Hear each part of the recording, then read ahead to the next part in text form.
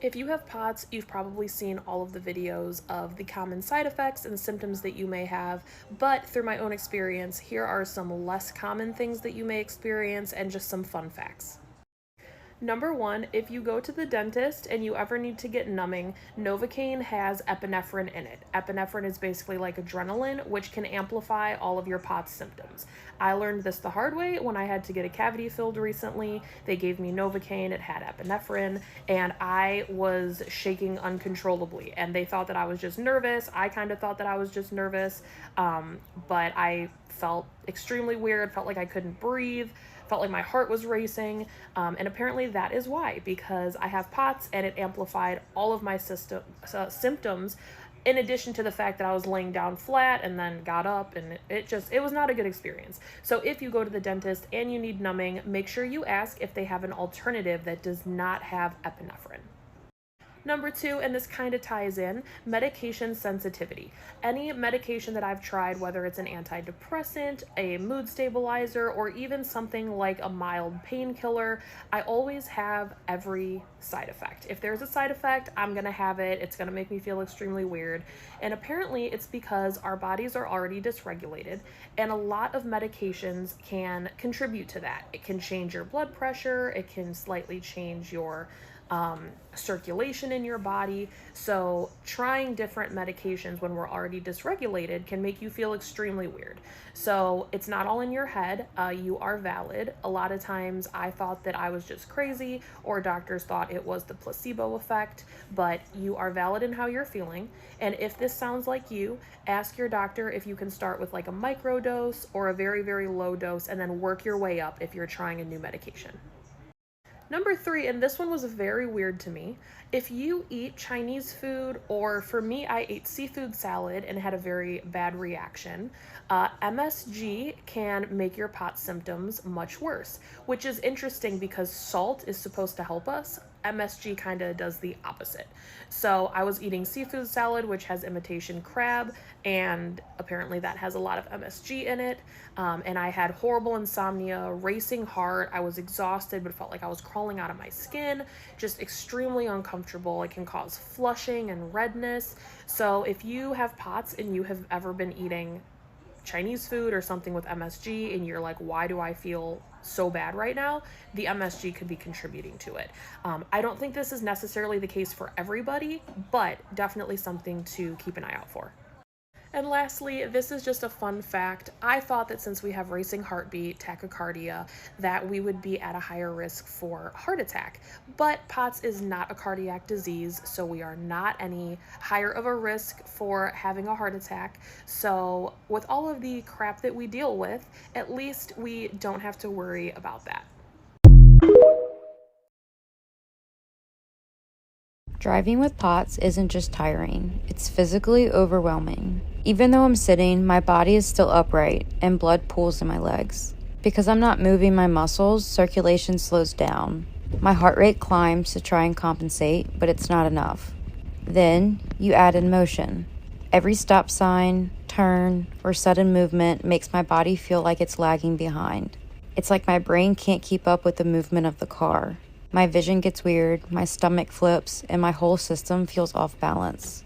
The constant start, stop of driving, that makes it worse. My nervous system is already sensitive, so changes in speed or direction, it will throw me off completely. Even just looking around at lights or checking mirrors can trigger nausea or dizziness.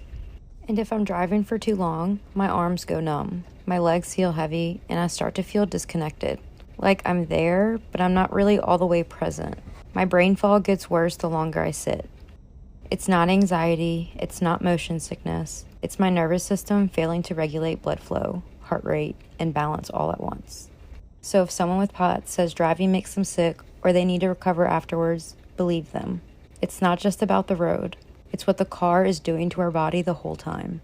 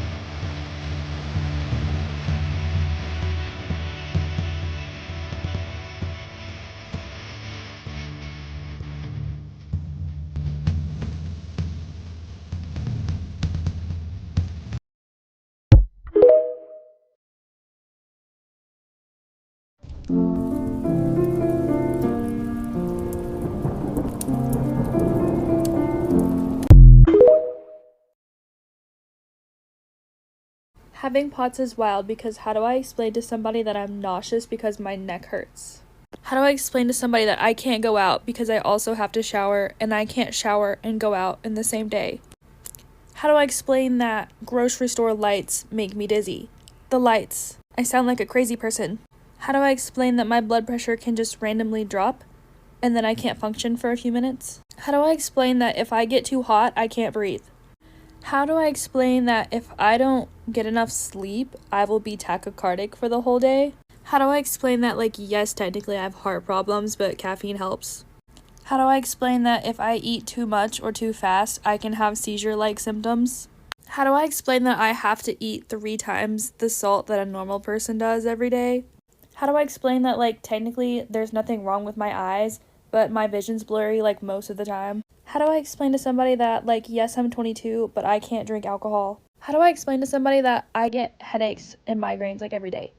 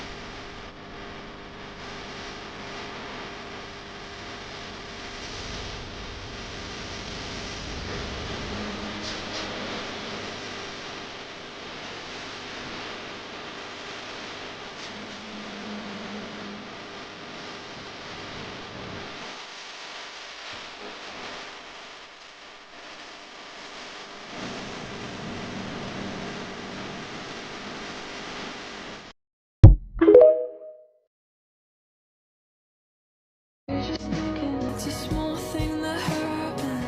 The world ended when it happened to me. Yeah, no, I've been doing really, really well.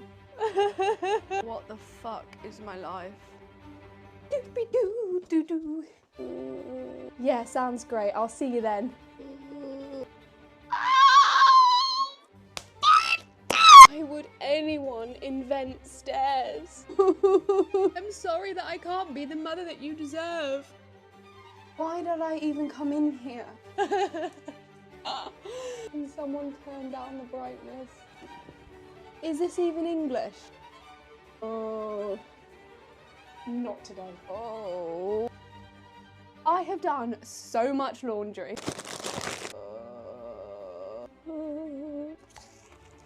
I understand everything. Okay, bye.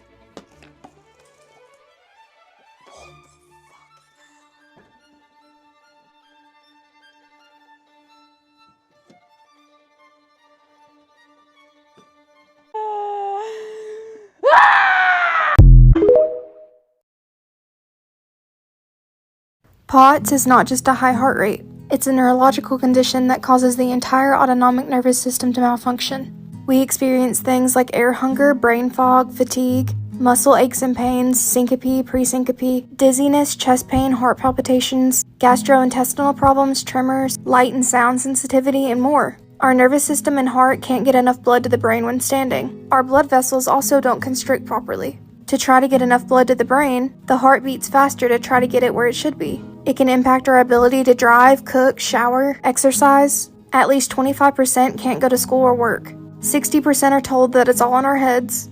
50% have to travel over 100 miles for treatment. We have to see an average of 7 physicians before diagnosis, an average of 9 emergency room visits before diagnosis. 34% of us had to suggest POTS to our doctors ourselves. There is no cure waiting for us.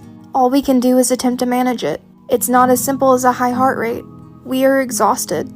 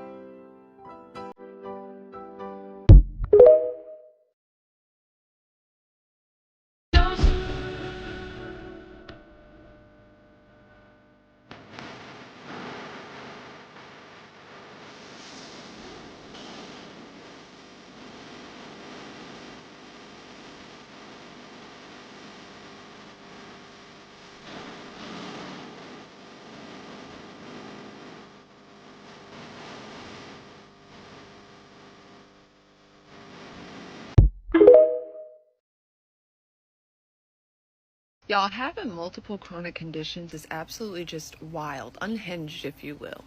Because when you're having new symptoms, you're like, oh, well, it could be this, or, oh, actually, it could be that, and you never know which one it is. Like, for example, today I have had numbness and tingling all the way to my fingertips in my left arm. And at first I was like, you know what? Probably the small fiber neuropathy. And then I thought about it more, and I was like, could actually be the Ehlers-Danlos syndrome. Yeah, could be. And then I was like, well, you know, if that one's acting up, then it's probably the POTS too. And so which is it? Being chronically ill will keep you on your toes. You're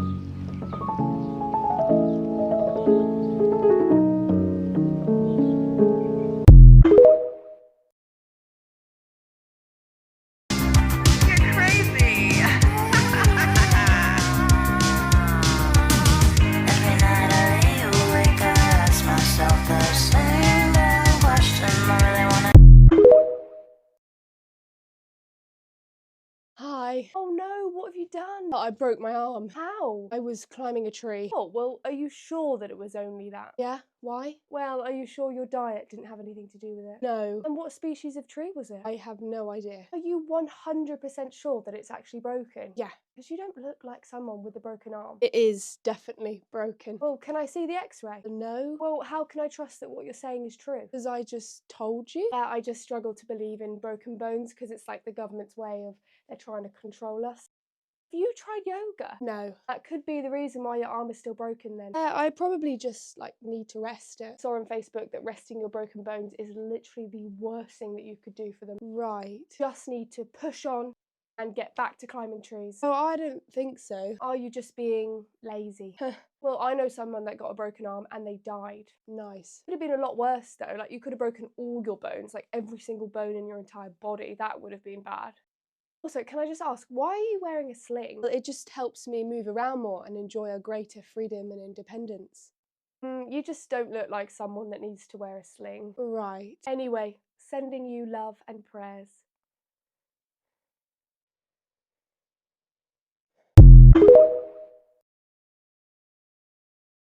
This is a chronic illness validation video, so here's some things I need you to hear. I believe you. That's it. I believe you. You and what you are feeling right now is so valid. Stop. You don't have to explain yourself to me, or to anyone for that matter. You can say no. If the right answer for you is no, then you can say no. You are absolutely, categorically not a burden to anyone. Or yourself. You need to cancel plans, you can cancel plans. It's okay to spend all day, all week, all year resting. It's okay to ask for help. It's okay if you don't get everything done today. Doing the best you can is more than enough. You are enough. You're great. You don't need to change anything. Finally, this place feels like you're alone. You are not alone.